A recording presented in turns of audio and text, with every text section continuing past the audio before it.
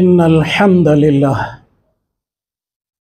نحمده ونستعينه ونستغفره ونؤمن به ونتوكل عليه ونعوذ بالله من شرور أنفسنا ومن سيئات أعمالنا من يهد الله فلا مضل له ومن يضلل فلا هادي له ونشهد أن لا إله إلا الله وحده لا شريك له ونشهد أن سيدنا ونبينا محمدا عبده ورسوله صلى الله على سيدنا محمد النبي الأمي وعلى آله وصحبه وسلم تسليما كثيرا أما بعد فيا عباد الله اتقوا الله وأطيعوه فالله تعالى يقول فهو أصدق القائلين أعوذ بالله من الشيطان الرجيم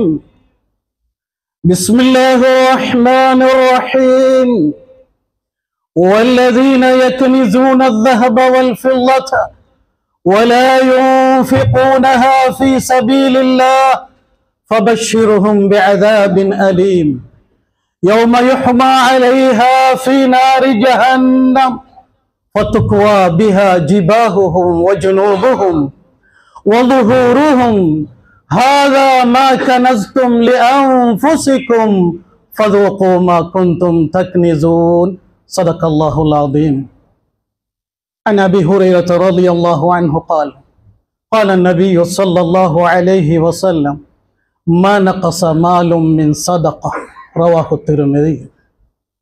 அளவற்ற அருளாளனும் நிகரற்ற அன்புடையோனுமாகிய வல்ல அல்லாஹுவின் திருப்பெயரால் இதனை ஆரம்பிக்கிறேன். புகழ் அனைத்தும் அகிலங்கள் அனைத்தையும் படைத்து பரிபக்குவப்படுத்திக் கொண்டிருக்கக்கூடிய இரட்சகனாகிய ரப்பாகிய வல்ல நாயன் அல்லாஹு ஜல்ல சுப்ஹானஹு வ தஆலா ஒருவனுக்கே புகழ் அனைத்தும் உரித்தாகுக. அல்ஹம்துலில்லாஹ். ஸலாத்தும் ஸலாமும் கருணையும் ஈடேற்றமும் அகிலத்துக்கோர் அருட்கொடையாக அனுப்பப்பட்ட அல்லாஹ்வினுடைய தூதர் நபியுல்லாஹி ஸல்லல்லாஹு அலைஹி வஸல்லம் அவர்கள் மீதும் அன்னாரின் அடிச்சுவற்றை பின்பற்றி நடந்த அவர்களது தோழர்களாகிய சஹாபாக்கள், அவர்களை துயர்ந்தவர்கள், பின்பற்றியவர்கள், அல்லாஹு தஆலாவுடைய நல்லடியார்கள், அவனை விசுவாசித்தவர்கள், அவனுக்கு வழிபட்டு நடக்கிறவர்கள் அனைவர்கள் பேரிலும் உண்டாவதாக. சிறப்பான இந்நாளிலே ஜும்ஆவுடைய கடமையை நிறைவேற்றி செல்லும் பொருட்டு அல்லாஹ்வினுடைய வீட்டில் ஒன்று சேர்ந்திருக்கிற இறைநேச செல்வர்களே, அல்லாஹ்வினுடைய நல்லடியார்களே, எப்பொழுதும் எந்த சந்தர்ப்பத்திலும் எங்கிருந்தாலும் எந்த நிலையிலும் நம்மளை படைத்து ஆட்சி செய்து கொண்டிருக்கக்கூடிய சக்தியுள்ள நாயன் அல்லாஹு ஜல்ல சுப்ஹானஹு வ தஆலாவை பயந்து அஞ்சி நடந்து கொள்ளுமாறு, எவற்றையெல்லாம் எடுத்து நடக்குமாறு அவன் நமக்கு பணித்திருக்கிறானோ அவைகளை எடுத்து நடக்குமாறு, எவைகளிலிருந்து விலகி நடக்குமாறு நம்மளை தடுத்து வைத்திருக்கிறானோ, விலக்கி வைத்திருக்கிறானோ அவைகளிலிருந்து விலகி நடக்குமாறு எனக்கும் அப்பால் உங்களுக்கும் நான் முதலிலே நசீஹத்து செய்து கொள்ளுகிறேன், உபதேசம் செய்து கொள்ளுகிறேன்.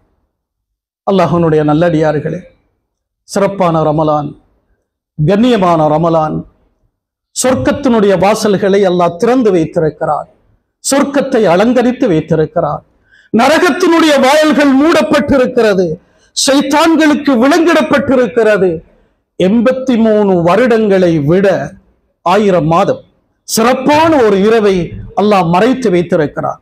அது மட்டுமல்ல, ஹுதல் லின்னாஸி வ பையினாத்தின் மினல் ஹுதா வல் ஃபுர்கான், உலகம் உள்ளளவும் மனித சமுதாயத்துக்கு வழிகாட்டுகிற, ஹக்கையும் பாத்திலையும் சத்தியத்தையும் அசத்தியத்தையும் மனித சமுதாயத்துக்கு பிரித்து காட்டுகிற புனித குர்ஆனை அல்லாஹ் இறக்கி வைத்த சந்தையான மாதம், எண்ணி சொல்ல முடியாத பல சிறப்புகளை உள்ளடக்கிய ஒரு மாதத்தின் 20 நாட்கள் எங்களை அறியாமலே கழிந்து விட்டது. சகோதரிகளே, கடைசி 10 அடைந்திருக்கிறோம். பொன்னான நாட்கள், கண்ணியமான நாட்கள், சிறப்பான நாட்கள் சகோதரிகளே. இத்துக்கும் மினன்னார், இந்த நாட்கள் நரக விடுதலைக்காகவே அல்லாஹ் எங்களுக்கு தந்திருக்கிறார். அந்த நரகம் என்கிறது கற்பனை அல்ல, கட்டுக்கதை அல்ல. நாம் எல்லோரும் அதை பார்க்க போகிறோம் சகோதரிகளே.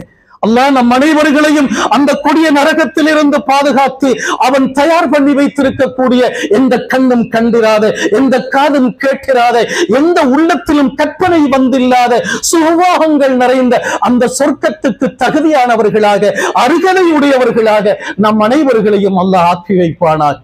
அல்லாஹ்வினுடைய நல்லடியார்களே, இந்த மாதம் அல்லாஹ்வை நம்பி வாழுகிற, அல்லாஹ்வை விசுவாசித்து வாழுகிற ஒவ்வொருவர்களுக்கும் ஒரு சீசனாக இருக்கிறது. எதற்கு சீசன்? சித்திரை காலம் வந்திருக்கிறது, அதுவா சீசன்? அது உலகத்துடைய சீசன், அது வியாபாரத்துடைய சீசன்.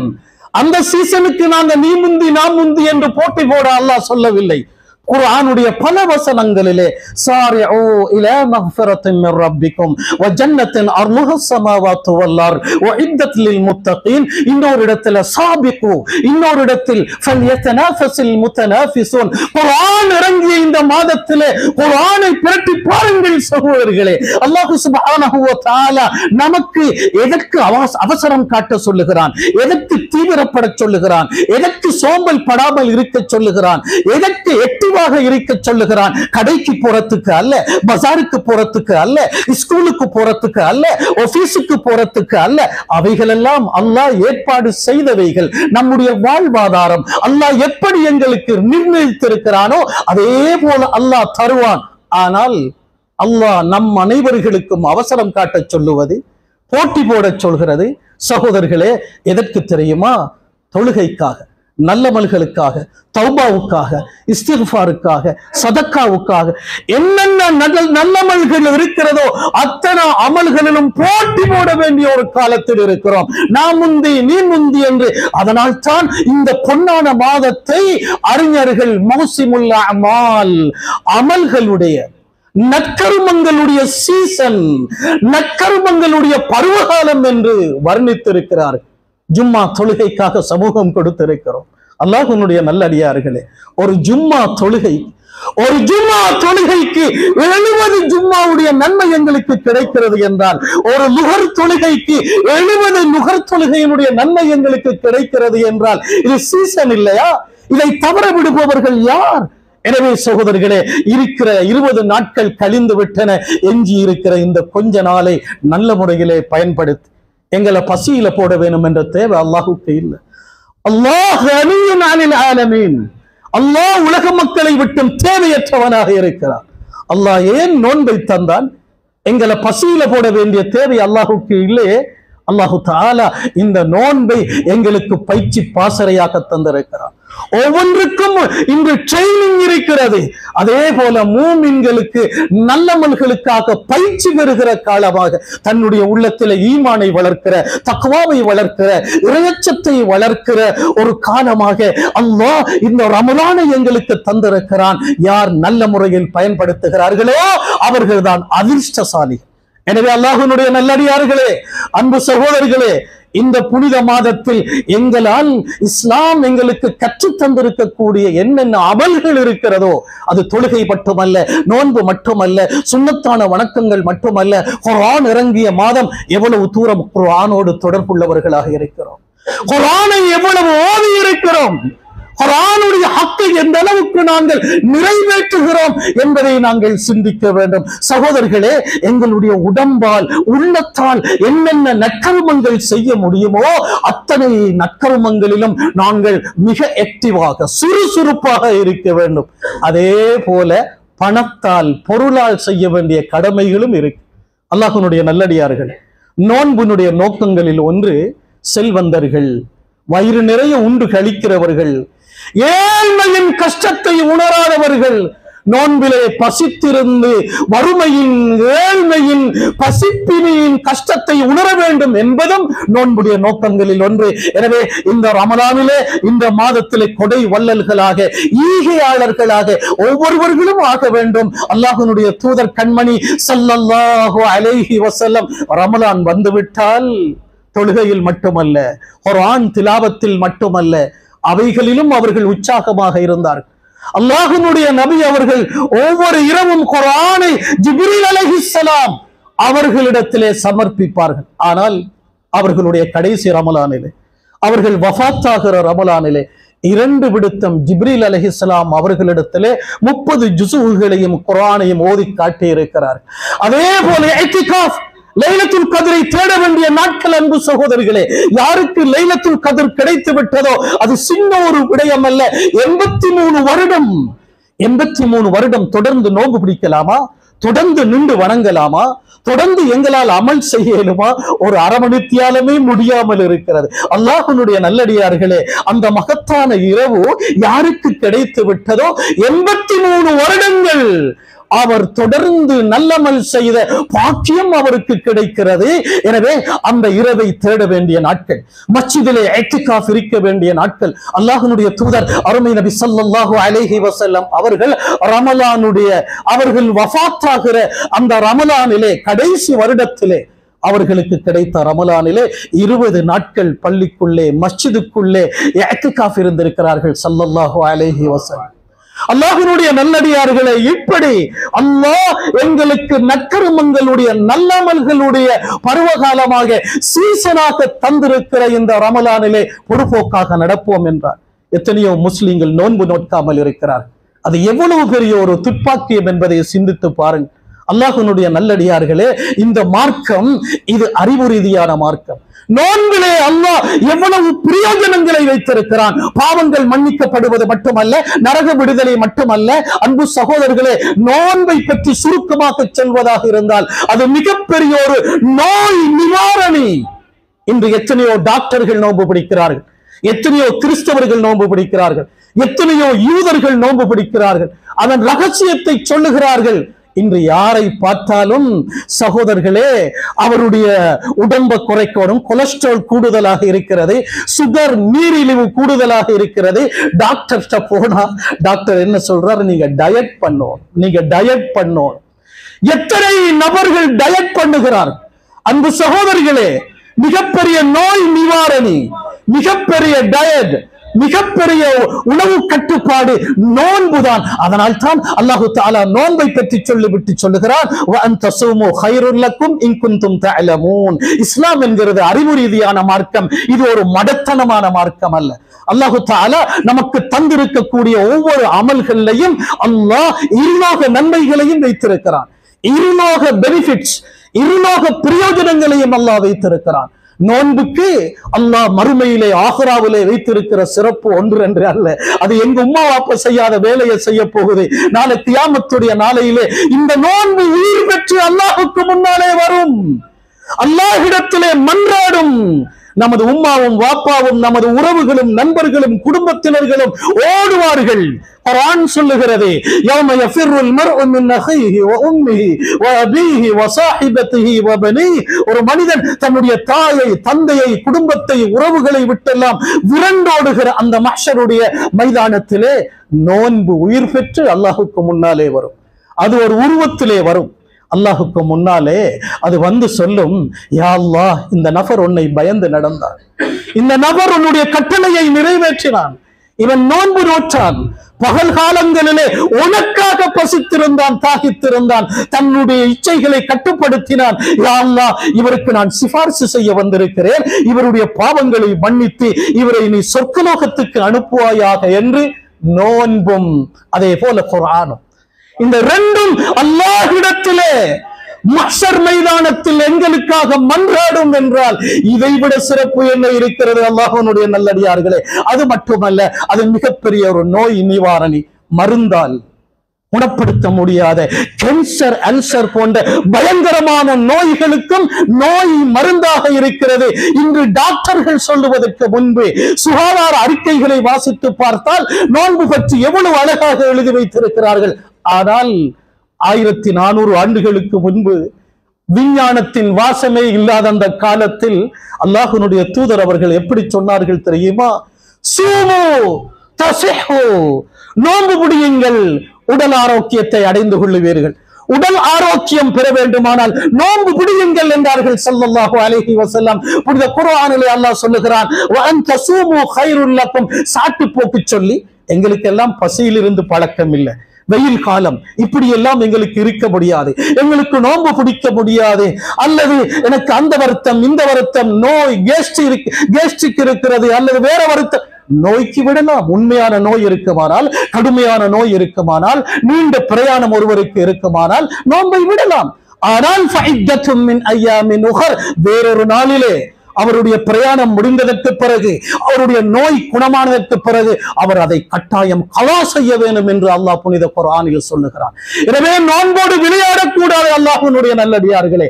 அல்லாஹ் சுப்ஹானஹு வ தஆலா சொல்லுகிறான், நீங்க நோன்பு பிடிக்கிறது தான் சாட்டு போக்கு சொல்லி ஏமாற்றலாம், அல்லாஹ்வை ஏமாற்ற முடியாது.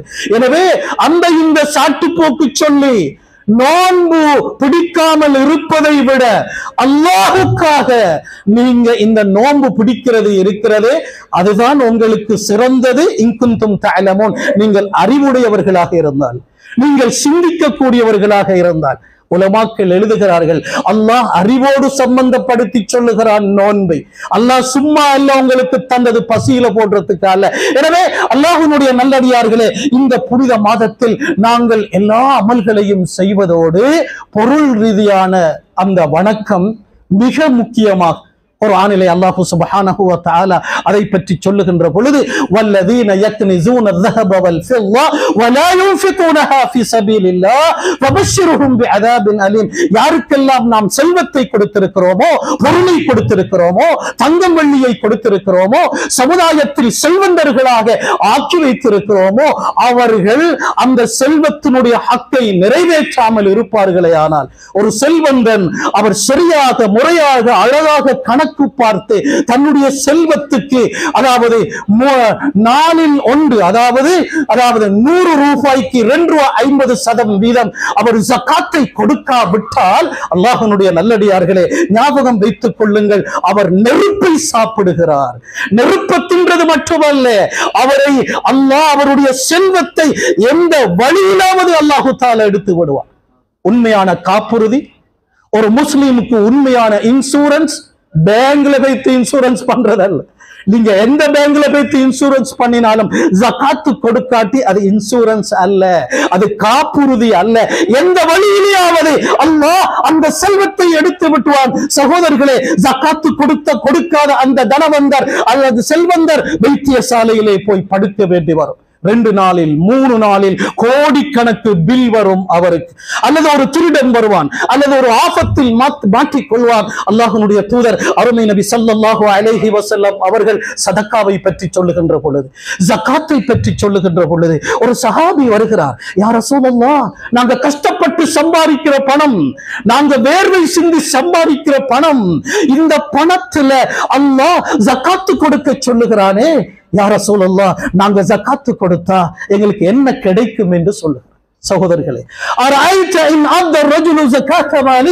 அல்லாஹ்வுடைய நபியே, ஒரு செல்வந்தர் அழகாக கணக்கு பார்த்து அவர் ஜகாத்தை கொடுத்து விட்டால் அவருக்கு என்ன கிடைக்கும் என்று அவர் கேட்கிறார். அல்லாஹ்வுடைய தூதர் ஸல்லல்லாஹு அலைஹி வஸல்லம் சொல்லுகிறார்கள், தோழரே, ذهب عنه شره, அவருக்கு வர வேண்டிய, அவருக்கு நேர இருக்கிற அத்தனை பலாய் முசீபத்துகளும் அத்தனை ஆபத்துகளும் அவரை விட்டு நீங்கிவிடும் என்றார்கள் ஸல்லல்லாஹு அலைஹி வஸல்லம். எனவேதான் சான்றோர்கள் சொல்லுவார்கள், தர்மம் தலைகாக்கும் என்று. தர்மம் தலைகாக்கிறது சகோதரர்களே, தர்மம் உயிரை காக்கிறது, ஆபத்திலிருந்து பாதுகாக்கிறது. அதனாலதான் நோய் ஏற்பட்டால் கூட நீங்க மருந்தெடுப்பதற்கு முன்பு தாவு மர்லாக்கும் பிஸ்ஸதகா, உங்களுடைய நோயாளிகளுக்கு தர்மத்தை கொண்டு, சதகாவை கொண்டு சிகிச்சை செய்யுங்கள் என்றார்கள் ஸல்லல்லாஹு அலைஹி வஸல்லம். மிகப்பெரிய சிகிச்சை அது சதக்கா என்பதை மறந்துவிடக் கூடாது. அல்லாஹ் மிகப்பெரிய பெனிஃபிட்ஸை அதிலே வைத்திருக்கிறான், மிகப்பெரிய பிரயோஜனங்களை வைத்திருக்கிறான். அல்லாஹ்வினுடைய நல்லடியார்களே, யாரெல்லாம் செல்வத்துக்கு உரிமையாளர்களாக இருக்கிறார்களோ, தங்கம் வெள்ளிக்கு சொந்தக்காரர்களாக இருக்கிறார்களோ, வசதி படைத்தவர்களாக இருக்கிறார்களோ, ஒரு 1000 ரூபாவை, ஒரு 10,000 ரூபாவை மாற்றி ஒருவருக்கு 500 ரூபாய், இன்னொருக்கு 1000 ரூபாய், இன்னொருவருக்கு 100 ரூபாய், இது ஜகாத் அல்ல, அது சதக்கா. ஜகாத் என்றால் என்ன தெரியுமா? தன்னுடைய முழு சொத்தையும், தன்னுடைய முழு வியாபார பொருளையும், தன்னிடத்தில் இருக்கிற அத்தனை தங்கம் வெள்ளியையும், பாவனைக்கு அல்லாத ஸ்டாக்காக வச்சிருக்கிற தங்கம் வெள்ளி அத்தனையும் அவர் வருடத்துக்கு ஒரு முறை ஸ்டாக் எடுக்க வேண்டும், விலை மதிக்க வேண்டும். ஒருவர் கடை நடத்துகிறார் என்றால், அது சில்லறை கடை என்றால் அல்லது ஹார்ட்வேர் என்றால், எதுவாக இருந்தாலும் அவருடைய கடையிலே அவர் இருக்கிற அத்தனை பொருளுக்கும் அவர் ஸ்டாக் எடுக்க வேண்டும், விலை மதிக்க வேண்டும். விலை மதித்து எவ்வளவு வருகிறது? தன்னுடைய சில்லறை கடையிலே அங்கே விலை மதித்து பார்த்தால் வச்சுக் கொள்வோமே 1 கோடி வருகிறது. சரி, அவருடைய பேங்க்ல எவ்வளவு பணம் இருக்கிறது? அங்கேயும் 1 கோடியோ 2 கோடியோ 10 கோடியோ இருக்கும். அதையும் கணக்கெடுக்க வேண்டும். அவருக்கு வர வேண்டிய கடன், அதையும் கணக்கெடுக்க வேண்டும். எல்லாமே கணக்கு பார்த்தால் ஒரு 3 கோடி என்று வைத்துக் கொள்வோமே. அந்த 3 கோடிக்கும் ஒவ்வொரு 100 ரூபாய்க்கும் 2.50% அவர் கொடுக்க இல்லை என்றால் அவர் ஜக்காத்தில் இருந்து தப்ப மாட்டார். அது ஜக்காத். சகோதரர்களே, அல்லாஹ்விடத்தில் தப்பவே முடியாது. இவ்வாறு சரியாக, முறையாக, அழகாக கணக்கு பார்த்து யார் ஜக்காத்து கொடுக்க இல்லையோ, குர்ஆன் சொல்லுகிறது, நான் சொல்லல்ல, வல்லதீன யக்னிஸூன الذهب والفضة சூரத்து தௌபாவிலே அல்லாஹ் தஆலா சொல்லுகிறான், யாரெல்லாம் தங்கத்தையும் வெள்ளியையும் சேமித்து வைக்கிறார்களோ, ஸ்டாக் பண்ணுகிறார்களோ, அதனுடைய ஜகாத்து கொடுக்காமல் வைத்திருக்கிறார்களோ, வல்லதீன யக்னிஸூன الذهب والفضة தங்கத்தையும் வெள்ளியையும் யாரெல்லாம் ஜகாத்து கொடுக்காமல் சேமித்து வைத்திருக்கிறார்களோ, நபியே ஃபபஷ்ஷிருஹும் பிஅதாபின் அலீம். அல்லாஹ் கிண்டலாக சொல்லுகிறான், கேலியாக சொல்லுகிறான். அந்த செல்வந்தர்களுக்கு, ஜகாத்து கொடுக்காத அந்த செல்வந்தர்களுக்கு நபியே நம்பலமான வேதனை, கடுமையான வேதனை இருக்கிறது என்று நன்மாராயம் சொல்லுங்கள். இது நன்மாராயமா? அல்லாஹ் கேலியாக சொல்கிறானா? அவங்க ஜகாத்து கொடுக்காம இருக்கிறாங்களா, அவங்களுக்கு அதாபுன் அலீம், கடுமையான வேதனை இருக்கிறது என்று நன்மாராயம் சொல்லுங்கள் என்று சொல்லிவிட்டு அந்த வேதனை, அந்த தண்டனை எப்படி என்பதை அடுத்த ஆயத்திலே அல்லாஹ் தஆலா சொல்லுகிறான். சகோதரர்களே, ஃபயுக்வா பிஹா ஜிபாஹுஹும் வஜுனூபுஹும் வலுஹூருஹும், ஜகாத்து கொடுக்காமல், சதக்கா செய்யாமல் சேமித்து வைத்திருந்த அவர்களுடைய தங்கம், வெள்ளி, காசு, பணம், இதுவெல்லாம் அல்லாஹ் தஆலா நரக நெருப்பிலே போட்டு சூடாக்குவார். நரக நெருப்பு என்கிறது நம்முடைய உலக நெருப்பு மாதிரி அல்ல. டீ குடிக்கிற நேரத்துல கொஞ்சம் சூடாயிக்குது டீ, நாவு சுட்டாலே ஒசக்கப்பாயிர மனுஷன். சகோதரர்களே, இந்த உலகத்துடைய நெருப்பை விட 100 மடங்கு உஷ்ணமான அந்த நெருப்பை தாங்க முடியுமா? அந்த நெருப்பிலே இவருடைய தங்கம், வெள்ளி, காசு, பணம், வியாபார பொருள் எல்லாமே போட்டு சூடாக்கப்பட்டு அல்லாஹ் தஆலா சொல்லுகிறான், ஃபத்குவா பிஹா ஜிபாஹுஹும், அவர்களுடைய நெற்றிகளுக்கும், அவர்களுடைய விலாப்புறங்களுக்கும், அவர்களுடைய முதுகுகளுக்கும் ஒத்தனம் போடப்படும். ஆயுர்வேத ஒத்தனம் அல்ல, நரகத்தின் ஒத்தனம். தன்னுடைய பெட்டிக்குள் இருந்த காசு, ஜகாத்து கொடுக்காத பணம், இதை சூடாக்கி அவர்களுடைய நெற்றிகளுக்கும், அவர்களுடைய விலாப்புறங்களுக்கும், அவர்களுடைய முதுகுகளுக்கும் ஒத்தனம் போடப்படும். மலக்குமார்கள் சொல்லுவார்கள், ஃபதூகு ஃபதூகு மா குந்தும் தக்னிஸூன், எண்ணி எண்ணி சந்தோஷப்பட்டீங்க. ஏழைகளின் கஷ்டம் விளங்கல்ல, ஏழைகளின் துன்பம் விளங்கல்ல. வச்சிருந்த பணத்துல உனக்கு 100 ரூபாய்க்கு 2.50 குடிக்க முடியல. உலகத்துல கஞ்சனாக இருந்தாய், உலகத்தில் உலோபியாக இருந்தாய். மலக்குமார்கள் சொல்லுவார்கள், அனுபவிங்க அனுபவிங்க. வட்டிலாப்பம் தின்றதல்ல, அங்க ஆயுர்வேத ஒத்தனம் அல்ல. சகோதரர்களே, ஜகாத்து கொடுக்காமல் சேமித்து வைத்த அந்த விடயத்துக்கான தண்டனையை அனுபவியுங்கள், சுவையுங்கள் என்று சொல்லி மலக்குமார்கள் அவர்களுக்கு வேதனை கொடுத்துக் கொண்டே இருப்பார்கள். இன்னொரு குர்ஆனுடைய வசனம் அல்லாஹ் தஆலா சொல்லுகிறான், லா யஹ்ஸபன்னல்லதீன யப்கலூன பிமா ஆதாஹுமுல்லாஹு மின் ஃபضலி ஹுவ கைருல் லஹும் பல் ஹுவ ஷர்ருல் லஹும் சைதவகூன மா பகிலு பிஹி யௌமல் கியாமா. இந்த ஒரு குர்ஆனுடைய வசனம் போதும் ஜகாத்து கொடுக்காத செல்வந்தர்கள் உடனடியாக தௌபா செய்வதற்காக.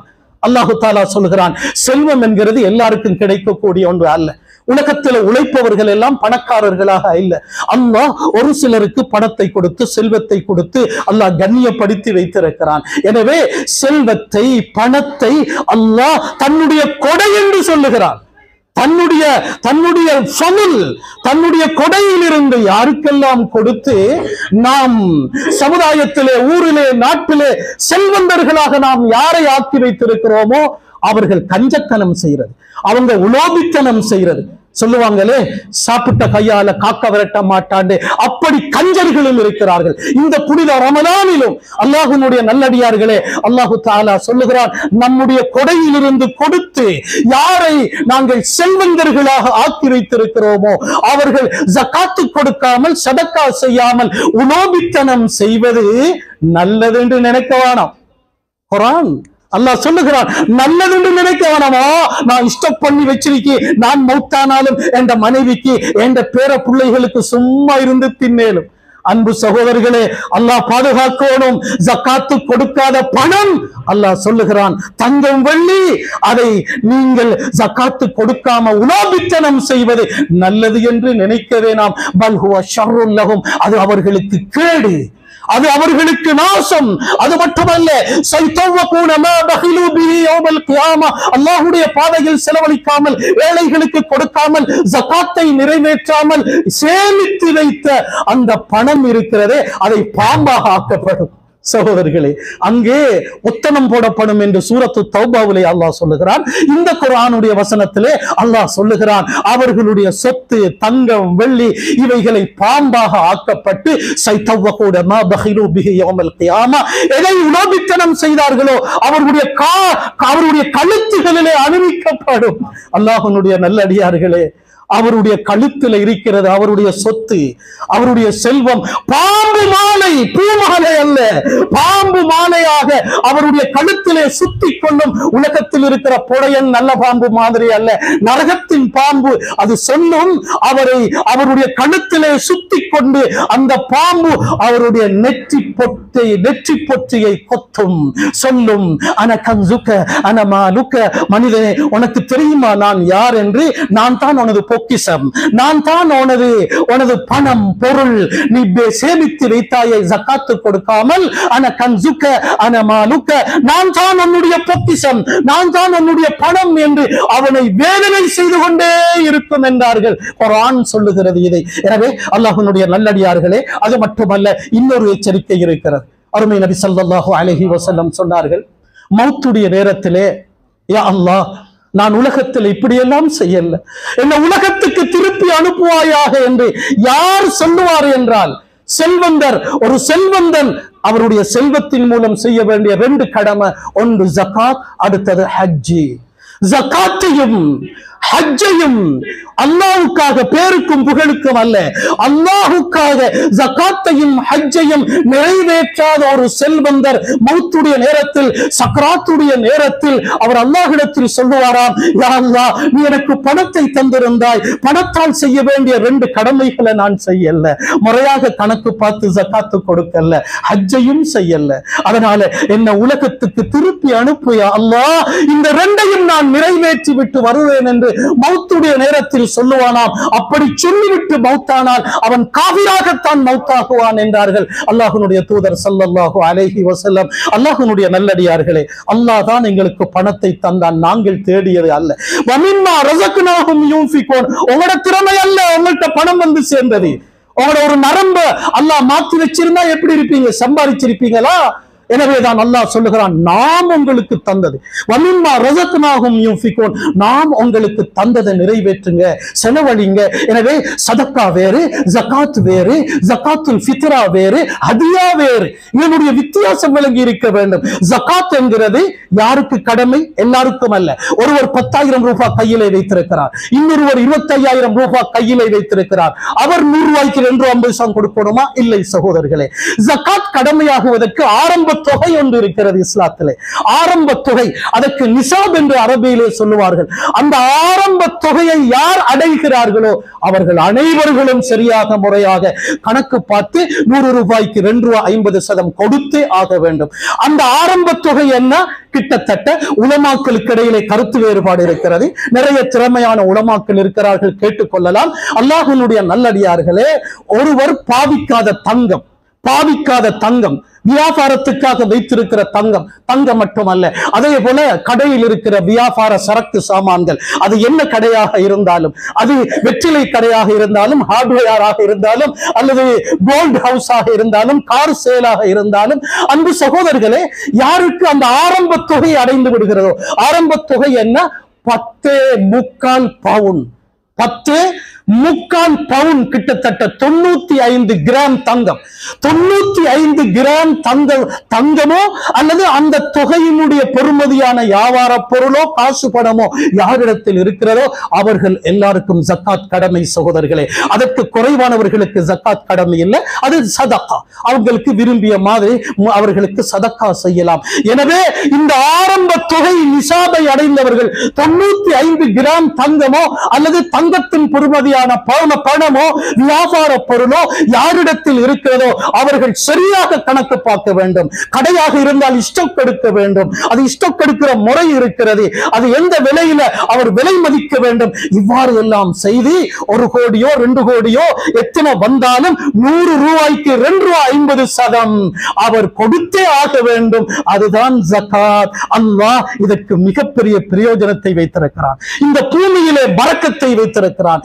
ஜகாத் கொடுக்காத ஒரு சமுதாயம் ஒரு ஊரிலே ஒரு நாட்டிலே உருவாகுவார்கள் என்றால் அங்கே பஞ்சம் உண்டாகும் என்றார்கள் ஸல்லல்லாஹு அலைஹி வஸல்லம். நாங்கள் அனுபவித்துக் கொண்டிருக்கிறோம். உப்புக்கு தட்டுப்பாடு கேள்விப்பட்டிருக்கிறோமா? தேங்காய்க்கு தட்டுப்பாடு கேள்விப்பட்டிருக்கிறோமா? அல்லாஹ்வுடைய நல்லடியார்களே, வயலிலே விளைச்சல் இல்லை, பூமியிலே கடையிலே பரக்கத்தில்லை. ஏன் இவைகள் சகோதரர்களே? பாவத்தின் காரணமாக, ஜகாத் சதக்கா இல்லாததின் காரணமாக. ஜகாத் கொடுக்காத ஒரு சமுதாயத்துக்கு மழையே பெய்யாது என்றார்கள் ஸல்லல்லாஹு அலைஹி வஸல்லம். அப்படி மழை பெஞ்சாலும் அது அழிவுடைய மழையாகத்தான் இருக்கும், அருளுடைய மழையாக இருக்காது, ரஹ்மத்துடைய மழையாக இருக்காது, எல்லாமே அடித்து செல்லுகிற வெள்ளப்பெருக்காகத்தான் இருக்கும். எனவே அல்லாஹ்வினுடைய நல்லடியார்களே, இஸ்லாம் என்கிறது சடங்கு சம்பிரதாயம் அல்ல, வாழுகிற வழி, எப்படி உலகத்தில் வாழ வேண்டும் என்ற ஒரு வழிகாட்டலை அல்லாஹ் இஸ்லாத்தின் மூலம் எங்களுக்கு தந்திருக்கிறான். அல்லாஹ்வினுடைய கட்டளைகளோடு நாங்கள் விளையாடக்கூடாது, பரிகாசமாக எடுக்கக்கூடாது. அல்லாஹ்வினுடைய நல்லடியார்களே, எனவே சிறப்பான ரமலானின் கடைசி பகுதியிலே இருக்கிற நாம் நோன்புகளை விட்டுவிடாமல் லைலத்துல் கத்ரை தேடுவதிலே மிகப்பெரிய ஒரு ஆக்டிவ் இருக்க வேண்டும், அதற்காக இஅ்திகாஃப் இருக்க வேண்டும், அதற்காக முயற்சி எடுக்க வேண்டும். மன் வஜத லைலத்துல் கத்ர் ஸல்லல்லாஹு அலைஹி வஸல்லம் சொல்றாங்க, யார் இந்த மகத்தான இரவை அடைஞ்சிட்டாரோ ஃபகத் வஜதல் கைர குல்லஹ். சுப்ஹானல்லாஹ், அவர்தான் அதிர்ஷ்டசாலி. சுவிப்பு இழுதா இல்ல அதிர்ஷ்டசாலி, ஒரு ஜெம் கல்லு கிடைச்சா இல்ல அதிர்ஷ்டசாலி. ரசூலுல்லாஹ் சொல்றாங்க, யாருக்கு லைலத்துல் கத்ர் கிடைத்து விட்டதோ, அந்த மகத்தான இரவின் பாக்கியம் கிடைத்து விட்டதோ, ஃபகத் வஜதல் கைர குல்லஹ், அவர் அத்தனை நலவுகளையும் சுவீகரித்துக் கொண்டார் என்றார்கள் ஸல்லல்லாஹு அலைஹி வஸல்லம். எனவே அல்லாஹ்வினுடைய நல்லடியார்களே, கடைசி 10 நாட்கள் பொன்னான நாட்கள். பகலிலே நோன்பு பிடித்து இரவையிலே நின்று வணங்கி அதிகமாக குர்ஆனை ஓதி குர்ஆனை விளங்கி ஏனைய அமல்களும் செய்து அதிகமாக தர்மம் செய்ய வேண்டிய காலம், ஈகை குணத்தை எங்களிலே ஏற்படுத்த வேண்டிய ஒரு காலம். அருமை நபி ஸல்லல்லாஹு அலைஹி வஸல்லம், ரமலான் வந்துவிட்டால் வேகமான காற்று, வேகமான காற்றை விட சதக்கா செய்வார்களாம். சுப்ஹானல்லாஹ். எனவே அன்பு சகோதரர்களே, ஓலவல் எழுத வேண்டிய மாணவர்கள் இருக்கிறதுனால ஹுத்பாவை நீடிக்க முடியாது. அல்லாஹ் நம் அனைவர்களுக்கும் எஞ்சியுள்ள ரமலானின் இந்த சிறப்பான நாட்களிலே எல்லா நல்லமல்களையும் செய்து, தர்மம் தானம் செய்து, ஜகாத்து கொடுத்து சதக்கா செய்து, அதே போல ஜகாத்துல் ஃபித்ரா என்று ஒன்று இருக்கிறது. பெருநாளுடைய பிறை கண்டதோடு ஜகாத்துல் ஃபித்ராவை கொடுத்து விட வேண்டும். ஒரு தலைக்கு 2.5 கிலோ வீதம். குடும்பத்தில் எத்தனை பேர் இருக்கிறார்களோ குடும்பத்தின் பொறுப்புதாரர் கணக்கிட்டு அதை கொடுப்பது ஜகாத்துல் ஃபித்ரா. இது மிகப்பெரிய பெருமதியான சதக்கா. நோன்புகளுடைய குறை நிறைவேற்றப்படும், ஏழைகளுக்கு உணவாக அமையும் என்றார்கள். இத்தகைய நன்மைகளை எல்லாம் இந்த குறுகிய காலத்திலே செய்து அல்லாஹ்வுடைய நெருக்கத்தை அடைய அல்லாஹ் நம் அனைவர்களுக்கும் கிருபை செய்வானாக. யா அல்லாஹ், சிறப்பான ரமலானிலே யாரையெல்லாம் நீ மன்னித்து சொர்க்கவாதியாக ஆக்கிறாயோ அந்த கூட்டத்தில் எங்களையும் சேர்த்து விடுவாயா. உனது தீனிலே, உனது மார்க்கத்திலே, உனது கடமைகளிலே பொதுவாக்கு செய்கிறவர்களாக எங்களை ஆக்கி விடாதே. எங்களுடைய நோன்புகளை ஏற்றுக்கொள்ளுவாயா, எங்களுடைய நல்லமல்களை ஏற்றுக்கொள்ளுவாயா, எங்களை சொர்க்கவாதிகளாக ஆக்குவாயா. எங்களால் அந்த கொடிய நரகத்தை, நெருப்பை தாங்கிக் கொள்ள முடியாது. யா அல்லாஹ், அந்த நெருப்பிலிருந்து எங்களை பாதுகாப்பாயா. யா அல்லாஹ், பலஸ்தீன மண்ணிலே இந்த ரமலான் ரமலானிலும் அடிக்கிறார்கள். இந்த சிறப்பான ரமலானுடைய காலத்திலே அந்த பலஸ்தீன் மண்ணிலே குண்டு பொறிகிறது. யா அல்லாஹ், அந்த எதிரிகளை விட்டு விடாதே, அவர்களுக்கு திருப்பி அடிப்பாயாக, அவர்களுடைய ஆயுதங்களை செயலிழக்க செய்வாயாக, அந்த வேளை பலஸ்தீனியர்களை பாதுகாப்பாயாக, நீ கண்ணியமாக்கி வைத்த அந்த பைத்துல் முகத்தஸ் யா அல்லாஹ் அதை பாதுகாப்பாயாக, அந்த முஸ்லிம்களுக்கு உதவி செய்வாயாக, எங்களுக்கும் உதவி செய்வாயாக. யா அல்லாஹ், கல்வி சாதாரண தர பரீட்சை ஓலவல் எழுதுகிற மாணவர்கள் வந்திருக்கிறார்கள். ஜும்மாவுக்கு ஓலவல் எழுதுவதற்காக தயாரோடு வந்திருக்கிறார்கள். யா அல்லாஹ், ஓலவல் பரீட்சை எழுதுகிற அந்த மாணவர்களுக்கு தைரியத்தை கொடுப்பாயாக, கேள்விகளுக்கு நல்ல பதிலை கொடுப்பாயாக, நல்ல உற்சாகத்தை கொடுப்பாயாக, பரீட்சையிலே வெற்றியை கொடுப்பாயாக, நல்ல பெருமைகளை கொடுத்து சமுதாயத்திலே நல்ல கல்வியுள்ள வாலிபர்களாக அவர்களை ஆக்குவாயாக. ஓலவல் எழுதுகிற அத்தனை வாலிபர்களுக்கும் அத்தனை பிள்ளைகளுக்கும் மாணவர்களுக்கும் பரீட்சையை லேசுபடுத்தி கொடுப்பாயாக. ஆமீன். வஆகிரு தஅவானா அனில் ஹம்துலில்லாஹி ரப்பில் ஆலமீன்.